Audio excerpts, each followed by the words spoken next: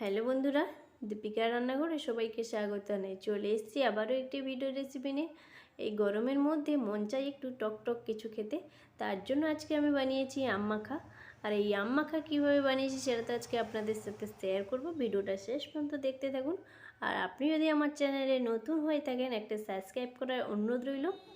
তাহলে চলুন দেখে নিই কীভাবে এই আম মাখা বানিয়েছি। এই দেখুন, এখানে আমি একটা বড় সাইজের আম নিয়ে নিয়েছি।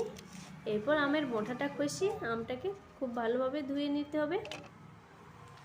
আমটাকে ধুয়ে নিয়েছি। এরপর আমের মুখটাকে কেটে এইভাবে আমটাকে আমি খোসাটা ছাড়িয়ে নেব। খোসাটা একটু পাতলা পাতলা করে ছাড়াতে হবে। এই আম মাখা খেতে কার কার ভালো লাগে ঝটপটে একটা কমেন্টে জানিয়ে দাও দেখি। আর এই রেসিপিটি বানাতে খুব বেশি উপকরণ লাগে না। কিভাবে বানাচ্ছি সেটা আপনারা প্লিজ দেখতে থাকুন। আমটাকে খুব ভালোভাবে খোসা ছাড়িয়ে নিয়েছি। আর দেখুন, আমটা কিন্তু একদম নরম। এরপর আমের দানাটা বের করে এইভাবে আমগুলোকে আমি ছোট ছোট করে কেটে নেব। দেখুন, এইভাবে কিন্তু আমটাকে আমি কেটে নিচ্ছি।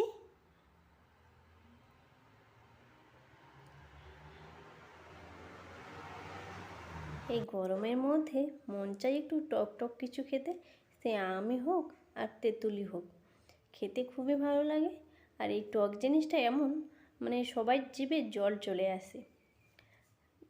যাই হোক, এইভাবে আমি আমটাকে কেটে নিয়েছি। দেখুন, আমি এইভাবে কেটেছি, আপনারা আপনাদের মতো করে কেটে নিতে পারেন। দেখুন, এইভাবে আমটা কাটা হয়ে গেছে। এরপর আমি আমটাকে কি উপকরণ দিয়ে মাখাচ্ছি দেখতে থাকুন। দিয়ে দিয়েছি সামান্য একটু হলুদের গুঁড়ো, হাফ চামচ লঙ্কার গুঁড়ো, লবণ 1 চামচ, লবণটা একটু বেশি করে দিতে হবে। দিয়ে দিলাম হাফ চামচ জিরে গুঁড়ো।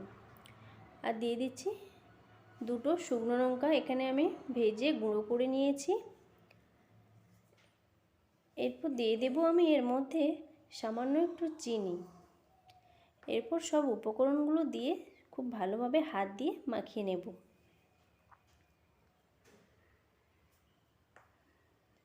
এইভাবে সব উপকরণগুলো দিয়ে খুব ভালোভাবে মাখিয়ে নিয়েছি। দেখুন, দেখতে কতটা সুন্দর হয়েছে।